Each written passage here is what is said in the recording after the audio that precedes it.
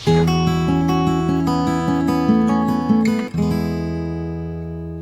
Last class में हमने chapter start किया था टाइम वैल्यू ऑफ मनी, और मैंने कहा था कि इसमें हमने simple interest, compound interest and accumulation factor, 3 topic इसमें हमने कंप्लीट कर लिए थे।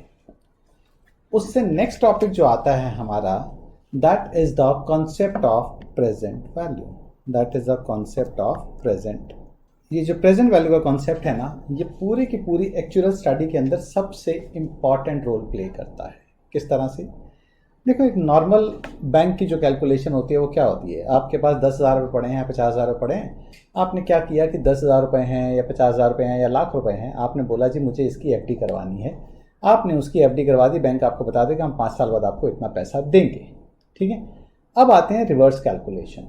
मान लो आप ये सोच रहे हो जी मुझे जब मैं आज से 30 साल के बाद रिटायरमेंट लूँगा उस टाइम पे मुझे इतना पैसा चाहिए होगा, और इतना पैसा एक बार नहीं, इतना पैसा मुझे हर साल चाहिए होगा। उसके लिए मैं आज कितना पैसा डिपॉजिट करूं? आज एक बार में नहीं, आज कितना हर महीने डिपॉजिट करता रहूं, सो दैट कि taking into consideration all the जो भी फ्यूचर के इंटरेस्ट रेट्स हैं उन सब को कंसिडर करते हुए मुझे आज कितना पैसा जमा करवाना शुरू कर देना चाहिए, ताकि मैं 60 ईयर का होने के बाद आने वाले 15 साल तक, सपोज लाइफ एक्सपेक्टेंसी में मान के चल रहा हूँ, आने वाले 15 साल तक मुझे हर महीने इतना पैसा मिलता रहे। ठीक है। तो जो पेंशन प्लान्स होते हैं या इंश्योरेंस कंपनी की जो कैलकुलेशन होती हैं वो इस तरह से बेस्ड होती हैं कि वो फ्यूचर में किसी गोल के लिए आज की डेट में कितने पैसे की रिक्वायरमेंट है, इसकी स्टडी या इसकी कैलकुलेशन करके चलते हैं। ठीक है। हमने जो फॉर्मूला पढ़ा था, हमने ये पढ़ा था कि अगर C रुपीज़ को कोई डिपॉजिट करता है तो n ईयर्स के बाद C into 1 plus I raise to power n rupees उसको मिल जाते हैं। हमने पढ़ा था कंपाउंड इंटरेस्ट के फॉर्मूले में। अब आ जाओ इस तरह से कि मान लो मुझे C रुपीज़ की ज़रूरत है, मुझे C रुपीज़ की ज़रूरत है। कब? n ईयर्स के बाद। मैं आज कितने पैसे डिपॉजिट करूं? से मैं x रुपीज़ डिपॉजिट करता हूं, तो x रुपीज़ को अगर मैं I रेट ऑफ इंटरेस्ट पे इन्वेस्ट करता हूं n पीरियड के लिए, तो इससे मुझे अमाउंट कितना मिलना चाहिए? C मिलना चाहिए। तो x क्या हो जाएगा? x हो जाएगा C upon 1 plus I raise to power n, which is C into 1 plus I raise to power minus n। तो मैं ये कह सकता हूं कि C into 1 plus I raise to power minus n is the present value of some C payable at time n। यानी किसी को अगर n ईयर्स पे C रुपीज़ की ज़रूरत है तो आज उसे कितने पैसे इन्वेस्ट करके चलना पड़ेगा। ठीक है।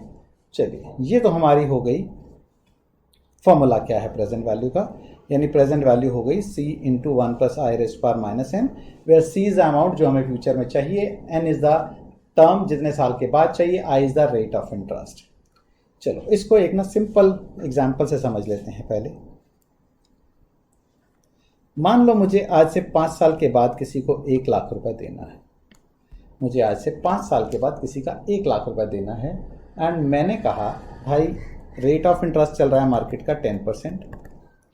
मैंने कहा तू मेरे से आज पैसे ले ले। कहता है दे दो 1 लाख रुपए। मैंने कहा 1 लाख कैसे भाई? 1 लाख रुपए में तो इंटरेस्ट भी इंक्लूडेड था, तो मैं तो 1 लाख नहीं दूंगा, मैं तो कम दूंगा। कहता है कितने दोगे? मैंने कोई हिसाब लगाया और उसको बोला जी मैं तुम्हें 62092 रुपीज़ दे दूंगा। ठीक है, आज लेने हैं तो 62092 रुपीज़ ले लो। वो फैल गया इस बात पे। कहता है ये क्या मजाक है कि ये थोड़ी होता है 1000-2000 काट कम करने कर लो, ये क्या मतलब होता है 38,000 कैसे कम कर लोगे आप? तो मैंने कहा भाई एक काम कर, तू ना ये 62092 रुपीज़ एक कागज़ पे नोट कर, अपने बैंक में जा, अपने बैंक वालों से पूछ कि अगर मैं आज, बैंक में रेट ऑफ इंटरेस्ट 10% चल रहा है, आज अगर मैं इतने पैसे इन्वेस्ट करूंगा तो मुझे आप 5 साल के बाद कितने दोगे? बैंक वालों ने हिसाब लगाया 62092 into 1 plus I raise to power 5, उन्होंने बोला जी 1 लाख रुपए। इसमें ना 99999 पॉइंट समथिंग आएगा, जस्ट राउंडिंग डिफरेंस की वजह से होगा ये। अदरवाइज उन्होंने बोला जी हम आपको 1 लाख रुपये 5 साल के बाद दे देंगे। अगले दिन आया मेरे पास, कहते हैं जी बैंक वाले कहते हैं इतने पैसे जमा करवाओगे तो हम आपको 1 लाख रुपए दे देंगे। तो मैंने कहा बता, मेरे पे भरोसा करना है बैंक पे करना है? मैं भी तुझे 5 साल के बाद 1 लाख देने को तैयार हूँ। तू मेरे से 62092 रुपीज़ लेके बैंक में डिपॉजिट कर ले और 5 साल के बाद बैंक से 1 लाख रुपए ले लियो, ठीक है। अब वो एग्री हो गया। तो मैंने ये 62092 की कैलकुलेशन कैसे करी? मैंने किया जी 1 लाख रुपया 5 साल के बाद पेबल है तो उसकी प्रेजेंट वैल्यू क्या बनती है? प्रेजेंट वैल्यू बनती है 1 lakh into 1 plus I raise to power minus N. ये आपने कैलकुलेटर से कैलकुलेट कर लेना है। आंसर आ रहा है 62092.20 आ रहा है, ठीक है। तो मैंने राउंड फिगर ले लिया था 62092 का। सो ये आंसर हमारा प्रेजेंट वैल्यू का आ गया। अब इसी तरह चलो एक और एग्जांपल से इसको समझते हैं। देखो जैसे ये क्वेश्चन है, my son is now 14 year old, ठीक है, अभी वो 14 साल का है। To pay for his higher studies at the age of 21, यानी कि अगर आज को मैं 0 मान लूं तो मुझे 7 साल के बाद पैसे चाहिए होंगे। आई विल नीड 50 लाख, मुझे यहाँ पे 50 लाख रुपए की जरूरत है। If the investment can earn interest rate of 11%, how much should I deposit now to get the required money? तो मुझे कितना पैसा इन्वेस्ट करना चाहिए? तो आंसर क्या होना चाहिए? Present value should be 50 lakh into 1 plus 0.11 raised to power minus 7। अब कैलकुलेटर चलाना मैं आपको नहीं सिखा रहा, ठीक है, वो आप खुद कर सकते हैं। सो जो भी इसकी वैल्यू आएगी उतने पैसे अगर मैं आज डिपॉजिट कर दूं तो विद गारंटी मुझे 50 लाख रुपए मिल जाएंगे। कब? 7 साल के बाद। हो सकता है मैं किसी सो कॉल्ड फाइनेंशियल एडवाइज़र मैं उनको बोलता हूँ जिनको फाइनेंस की नॉलेज तो नहीं होती, क्योंकि आजकल तो जो प्रॉपर्टी डीलर होते हैं वो भी अपने आप को फाइनेंशियल कंसल्टेंट बोलते हैं। बट उनको अगर आप जाके बोलो कि मुझे इस कंपनी के शेयर्स खरीदने हैं या मुझे इस कंपनी के बॉन्ड्स खरीदने हैं या ये वाले बॉन्ड्स खरीदने, नहीं, हम आपको सिर्फ सलाह देंगे किस में? रियल एस्टेट में, यानी कि प्रॉपर्टी में इन्वेस्ट करने की। तो अगर मान लो इसका आंसर, देखो मैं अगर कैलकुलेट करता हूँ इसका answer 1.11 raise to power minus 7 into 50 lakh, answer आ रहा है 2408292.06। 24 लाख रुपए के आसपास मैं इन्वेस्ट कर दूं तो 11% पे 7 साल के बाद मुझे 50 लाख रुपए मिल जाएंगे। अब वो प्रॉपर्टी कंसल्टेंट क्या बोलेगा? वो कहता है सर 24 लाख रुपए आप वहाँ क्यों लगाते हो?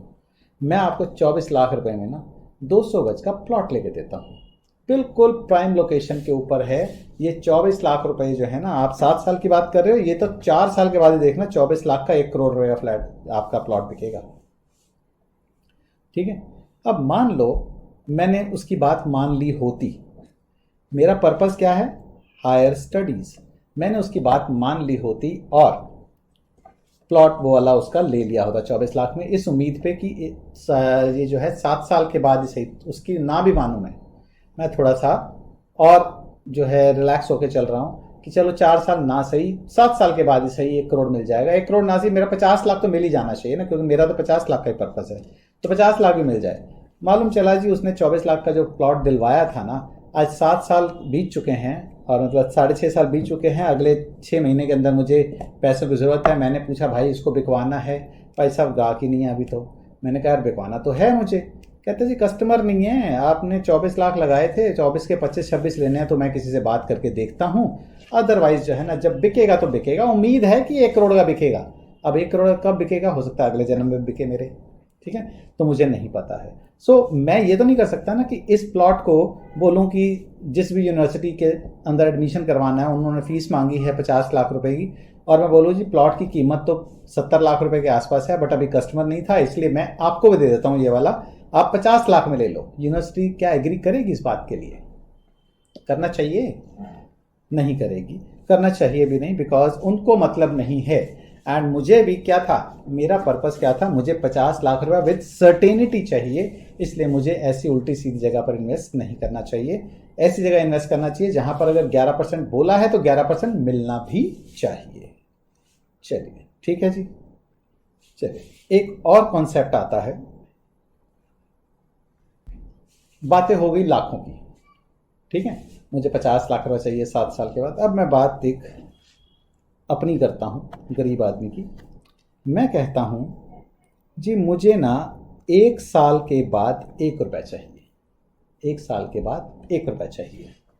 अब इसकी प्रेजेंट वैल्यू क्या होगी? फॉर्मूला क्या कहता है? पहले बात तो ये कोई मेरे से सवाल पूछना शुरू हो जाएगा, 1 साल के बाद 1 रुपया चाहिए आपको, तो भी क्या आपको इन्वेस्ट करने की जरूरत है कि आज कितने पैसे इन्वेस्ट करूं कि 1 साल के बाद 1 रुपया मिल जाए? इतने गरीब हो गए? चलो कोई बात नहीं, मैं मान लेता हूं कि मैं इतना गरीब हूं। तो 1 + i⁻⁻1 1 इंटू, ठीक है।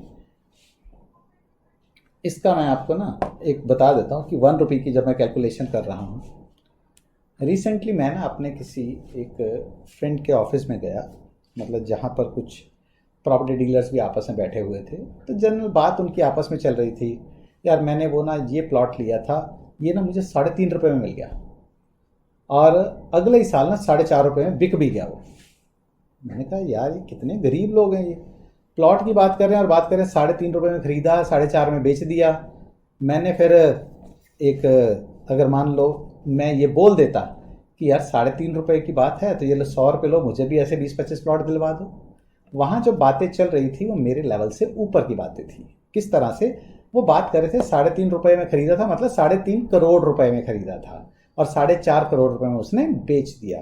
तो उनकी जो बातों का लेवल था वो इस तरह से था कि वो जब बात करते ना, ये नहीं बोलते 3.5 करोड़ का, 3.5 रुपये का खरीदा, 4.5 रुपये का बेचा, ये 8 रुपये का अवेलेबल है, इस तरह से बातें करते थे। तो यहाँ पर भी हो सकता है उन्हीं प्रॉपर्टी डीलर्स की बात हो रही हो कि 1 रुपये चाहिए 1 साल के बाद, तो आज कितना पैसा इन्वेस्ट करें। बट नहीं, यहाँ हम बात करें एक तरह से यूनिटरी मेथड के लिए कि मैं 1 रुपये के लिए कैलकुलेशन सारी करूँगा, ठीक है, और उसके बाद जितने रुपए चाहिए होंगे उससे मैं मल्टीप्लाई कर लूँगा। सो इसको मैं 1/1 + i लिख सकता हूँ। 1/1 + i को मैं v नोटेशन हो सकती है।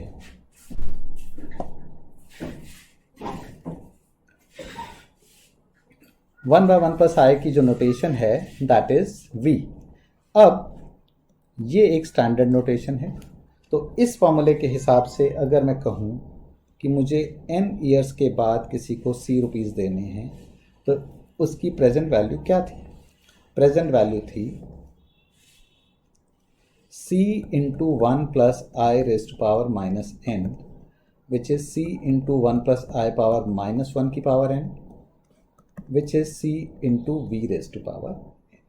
ठीक है, तो मैं ये कह सकता हूँ कि CVN is the present value of some C payable at time n। अब मेरा क्वेश्चन ये है कि जब, मेरा क्वेश्चन क्या आपके दिमाग में भी आ रहा होगा कि जब n, ये वाला फॉर्मूला ऑलरेडी हमारे पास था, ये ऑलरेडी था, कैलकुलेटर से कैलकुलेट कर सकते थे, तो हमें ये फॉर्मूला बनाने की ज़रूरत क्या पड़ी? इसका जवाब ये है कि एग्ज़ाम में ना हमें एक एक्चुअल फार्मूला टेबल मिलती है, ठीक है। जिन्होंने पहले कोई पेपर दिया हुआ है उनको आइडिया होगा इस चीज़ का, अदरवाइज ये एक्चुअल टेबल मिलती है जिसके अंदर एक सेक्शन होता है कंपाउंड इंटरेस्ट का। इसमें 0.5% से लेकर 10%, 25% तक के सारे रेट्स दिए होते हैं, 12 के बाद सीधा 15, फिर 20, इस तरह से। तो इस तरह से आपको ये टेबल दी होती है। अब इस टेबल को अगर मैं देखूं तो मेरा जो अभी मैंने एक क्वेश्चन किया था कि 1 लाख रुपए मैंने किसी के देने हैं 5 साल के बाद, तो उसकी आज की डेट में प्रेजेंट वैल्यू क्या होगी? तो मेरा फार्मूले के इस फार्मूले के हिसाब से आंसर क्या होना चाहिए? Present value 1 lakh v⁵ at the rate of 10%। अब v⁵ मैं कहाँ से लाऊं? इस टेबल के अंदर अगर आप देखेंगे तो 10% वाला मैंने पेज खोला, इस 10% वाले पेज पे n इज इक्वल टू 1 2 3 4 5 6 7 8 9 10 सब कुछ दे रखा है। मैं इस 5 के कॉरस्पॉन्डिंग अगर बात करता हूँ, 5 के कॉरस्पॉन्डिंग v पावर n आपको 0.62092 दिया हुआ है, तो ये वाली v पावर 5 की वैल्यू हो गई। सो 1 lakh multiplied by 0.62092, answer is 62092। देखो कैलकुलेटर से करने पर इसका आंसर 62092.20 आया था, बिकॉज कैलकुलेटर सारी की सारी फिगर्स को लेके चल रहा होता है, जबकि जब हम एक्चुअल टेबल लेके चलते हैं तो इसके अंदर सिर्फ ये 5 डेसिमल प्लेस तक कंसिडर करता है, जिसकी वजह से इस 1 लाख पे सिर्फ 20 पैसे का फ़र्क आया है। यही 1 करोड़ होता तो 20 रुपये का फ़र्क आ जाता, 100 करोड़ होता तो 200 रुपये का भी 2000 रुपये का भी फ़र्क आ सकता था। तो हमें मैटर नहीं करता ये, बिकॉज हमें सिर्फ 5 डेसिमल प्लेस कंसिडर करके चलने हैं। उसकी वजह से जो भी डिफरेंस आ रहा है उस डिफरेंस को हम इनसिग्निफिकेंट डिफरेंस मान के चलेंगे। जब बात 1 लाख की हो रही थी तो अगर 20 पैसे कम भी मिल जाएंगे किसी को तो कोई तकलीफ नहीं है। बात 1 करोड़ की हो रही है और 20 रुपये कम मिल जाए तो कोई फ़र्क नहीं पड़ता है। अब मान लो इसको आप बोलोगे यार क्या 20 रुपये का आंसर में 20 रुपये फ़र्क से कोई फ़र्क नहीं पड़ता, या 2000 से कोई फ़र्क नहीं पड़ता। हम ना जब डिफरेंस देख के चलते हैं ना तो हम डिफरेंस देखते हैं रिलेटिव डिफरेंस, हम डिफरेंस देखते हैं कि रिलेटिव डिफरेंस कितना है। अब आप यही सोच लो, विजय माल्या अंकल ने SBI का 10,000 करोड़ रुपए देना था, ठीक है। वो अगर आज की डेट में ये कहें जी मैं 10,000 करोड़ रुपए देने को तैयार हूँ, बट इसमें ना मेरे पास 2 लाख रुपए कम है, ठीक है। मतलब वेरिएशन जो आ रहा था 100 करोड़ पे 2000 का आ रहा था और 10,000 करोड़ पे 2 लाख का आ रहा था, और वो कहें जी मेरे पास 2 लाख रुपए कम हैं, तो क्या SBI वाले क्या बोलेंगे कि हाँ जी नहीं हमें तो पूरा 10,000 करोड़ ही चाहिए, 2 लाख कम हम नहीं एक्सेप्ट करेंगे, ऐसा तो नहीं बोलेंगे ना। हाँ SBI वाले बोल सकते हैं, मतलब मैं जनरल बात करूं तो SBI वाले बोल सकते हैं, SBI वाले कुछ भी बोल सकते हैं। वो तो ये भी बोल सकते हैं कि 10,000 करोड़ बंदा लेके भी आएगा ना तो ये भी बोल सकते हैं वो कि अभी लंच चल रहा है, लंच के बाद आना, या काउंटर नंबर 4 पे जाके फॉर्म लो तब जमा करवाओ, या ये बोल सकते हैं इस जो है आज सर्वर डाउन है इसलिए तुम्हारे 10,000 करोड़ हम जमा नहीं कर पाएंगे, कुछ भी बोल सकते हैं। बट वैसे हम जो प्रैक्टिकल बात कर रहे हैं वो ये कर रहे हैं कि जब भी v की पावर या टेबल में से जब भी वैल्यू देखते हैं ना तो डेसिमल के बाद वो 1 2 3 4 5 प्लेस लेके चलती है। हमें भी अगर हम 5 प्लेस लेके चलते हैं या 5 से ज़्यादा प्लेस लेके चलते हैं तो मिनिमम 5 प्लेस अगर लेके चल रहे हो ना तो उसकी वजह से आंसर में अगर कोई भी डिस्क्रिपेंसी आ रही है तो उसको आपको पेनल्टी नहीं लगेगी, यानी कि मार्क्स डिडक्ट नहीं होंगे, ठीक है।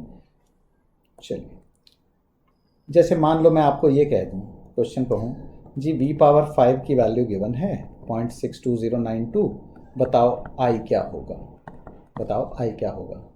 तो आप क्या करोगे, v क्या हो जाएगा, इसकी पावर 1/5, v क्या होता है 1/1 प्लस i, रेसिप्रोकल करोगे 1 प्लस i की वैल्यू आ जाएगी, फिर i की वैल्यू 10 माइनस 1 हो जाएगी, तो आपका इंटरेस्ट रेट निकल आएगा। उसको 100 से मल्टीप्लाई कर लोगे तो वो आंसर परसेंटेज में आ जाएगा।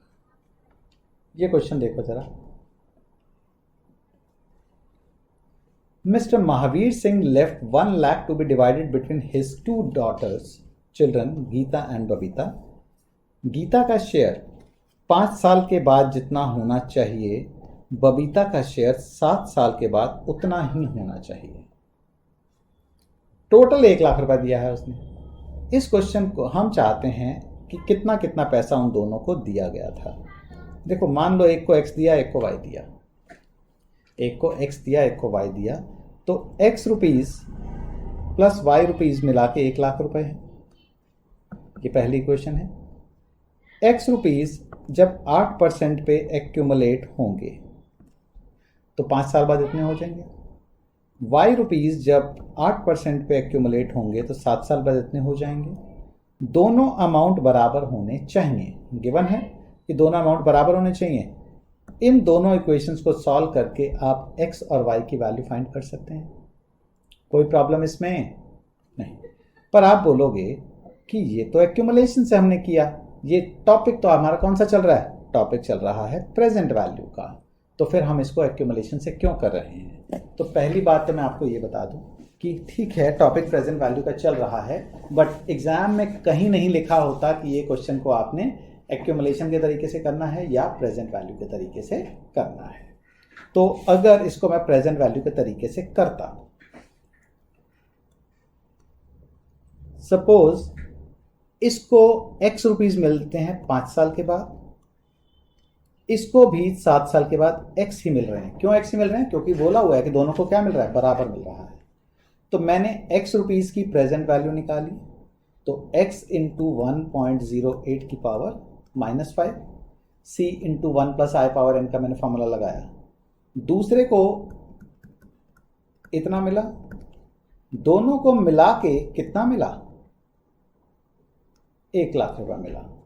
ये मिला गीता को, ये मिला बबीता को, दोनों को मिला के 1 लाख मिला।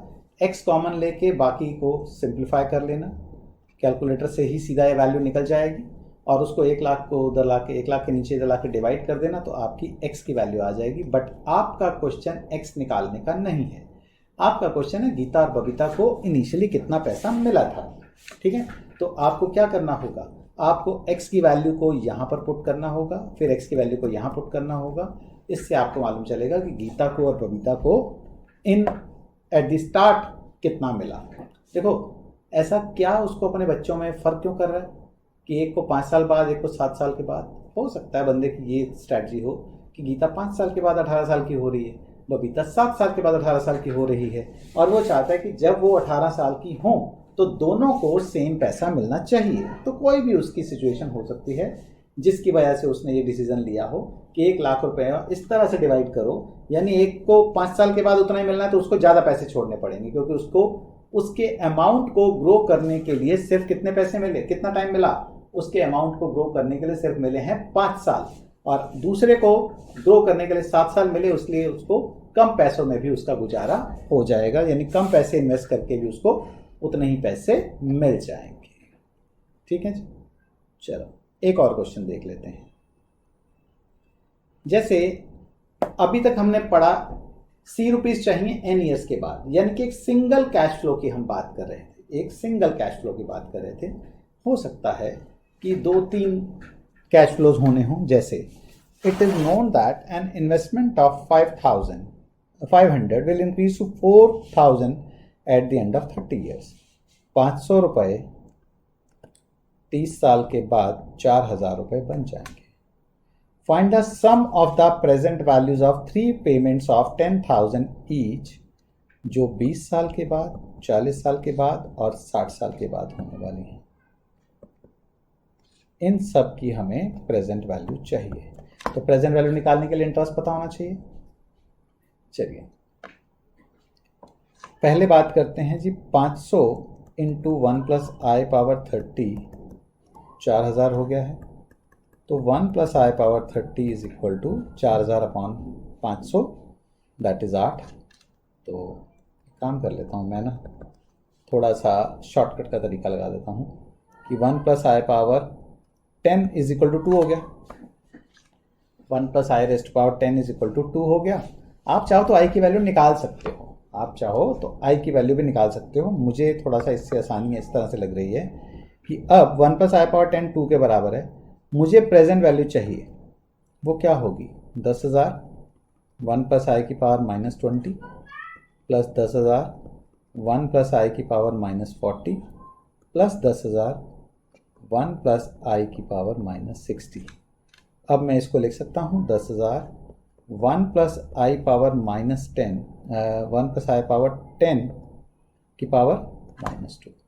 ठीक है, मैंने इसको 1 प्लस आई पावर 10 की पावर -2 लिख दिया। अब 1 प्लस आई पावर 10 की वैल्यू तो मेरे पास है ही 2, तो 2 पावर -2 यानी कि 1/4 हो जाएगा, और ये 1 मतलब ये मेरा बन जाएगा 10,000 इंटू 1/4 प्लस 10,000 इंटू 1/2 की पावर 4 करूँगा तो 16 आ जाएगा, प्लस 10,000 इंटू 2 की पावर 6 करूँगा तो 1/64। सॉल्व कर लो, इसका आंसर आ जाएगा। अगर आपने यहाँ से i की वैल्यू निकाल के डायरेक्टली इसमें पुट की होती तो आंसर में माइनर सा डिफरेंस आता, बट परेशान होने की बात नहीं है, वो भी आंसर ठीक होता। चाहे 2 4 5 10 20 रुपए का फ़र्क आ जाए, टेंशन मत लेना, वो भी मेथड बिल्कुल ठीक है।